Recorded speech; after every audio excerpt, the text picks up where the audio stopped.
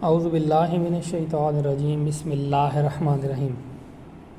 خطبہ جمعہ 20 اکتوبر 2023 میں مذکور مقامات کا مختصر جغرافیائی تعارف۔ اس خطبہ جمعہ میں حضور انور ایدہ اللہ تعالی بنصر العزیز نے سریہ زید بن حارثہ، غزوہ سویق اور غزوہ بدر الموعد کا ذکر فرمایا۔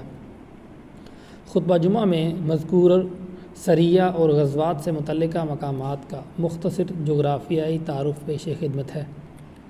سریہ حضرت زید بن حارثہ بطرف العیس، جمادی الاولیٰ 6 ہجری کو رسول اللہ صلی اللہ علیہ وسلم نے حضرت زید بن حارثہ کو 70 سواروں کے ساتھ شام سے آنے والے کفار کے تجارتی قافلے کو روکنے کے لیے عیس مقام کی طرف بھجوایا۔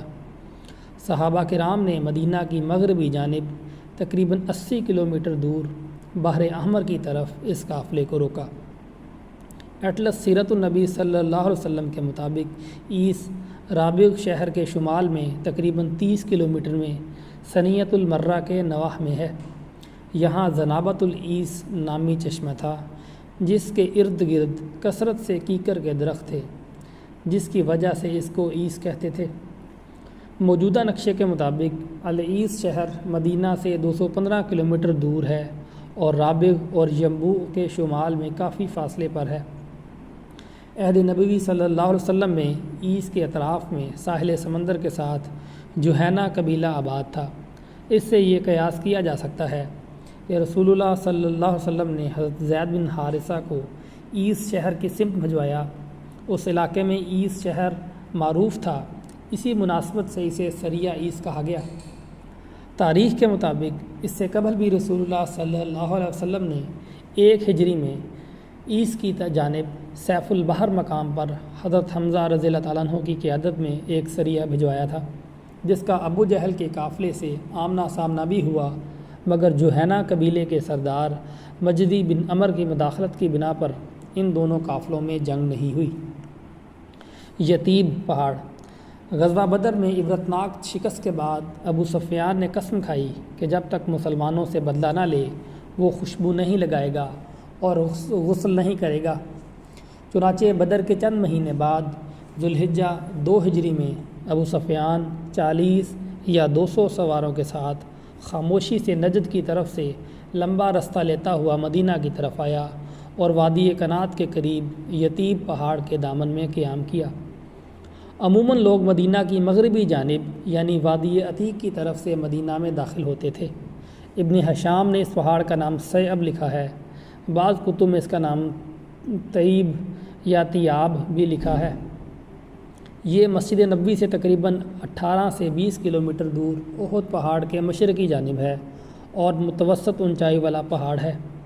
اس کو مدینہ کی مشرقی سرحد بھی کہا جاتا تھا اور یہ العقول کی طرف سے آنے والے سیلابی پانی سے مدینہ کو بچاتا تھا۔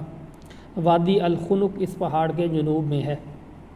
عریض یا اریز چراگاہ۔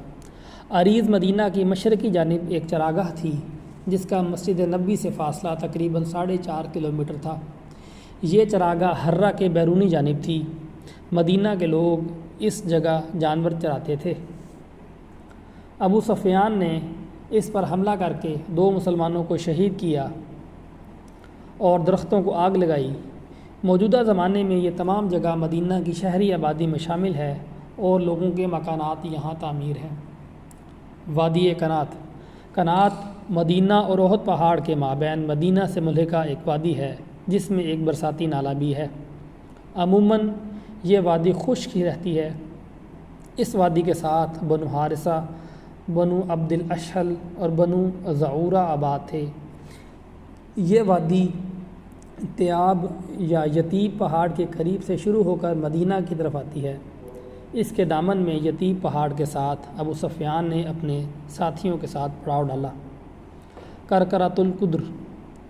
جب رسول اللہ صلی اللہ علیہ وسلم کو ابو سفیان کے چراگاہ پر حملے کا علم ہوا تو آپ 5 ذوالحجہ کو 200 سواروں کے ساتھ نکلے اور ابو سفیان کا پیچھا کرتے کرتے کرکرۃ القدر مقام تک آئے۔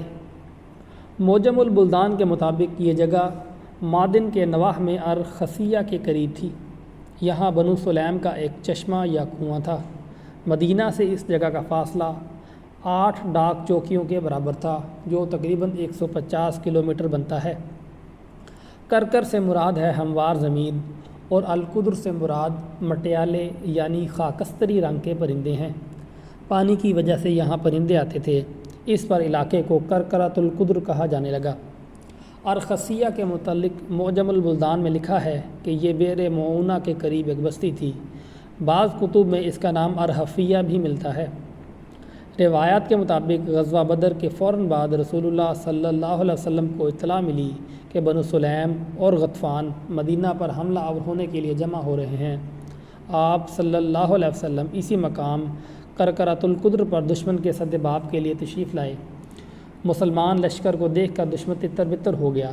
اس غزوے کو غزوہ بنو سلیم یا غزوہ کرکرۃ القدر کہتے ہیں۔ حضور انور اید اللہ تعالیٰ بنصر عزیز نے اس کا ذکر 29 ستمبر 2023 کے خطبہ میں فرمایا۔ یہ خطبہ الفضل انٹرنیشنل 20 اکتوبر 2023 کے شمارے میں شائع ہوا۔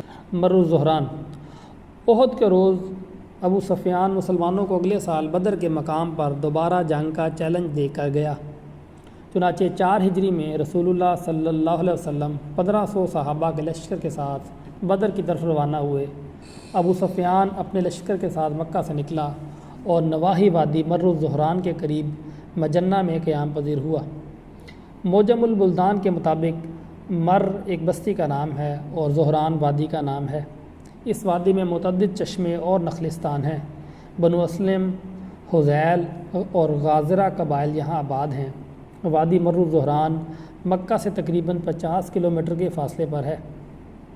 اس وادی کا دوسرا نام وادی فاطمہ بھی ہے۔ یہ وادی طائف کے قریب سے شروع ہو کر جدہ کی طرف جاتی ہے۔ مجنہ مر الظہران کے نواح میں ایک مقام تھا۔ یہاں قدیم زمانے میں عکاظ کے میلے کے 10 روز بعد بازار لگتا تھا۔ ایک قول کے مطابق یہ مکہ سے 1 ڈاک چوکی یعنی 18 سے 20 کلومیٹر دور واقع تھا۔ یہ جگہ عسفان شہر کی طرف تھی۔ ابو سفیان کا لشکر چند روز یہاں قیام کرنے کے بعد واپس لوٹ گیا۔ جزاکم اللہ تعالی احسن الجزا۔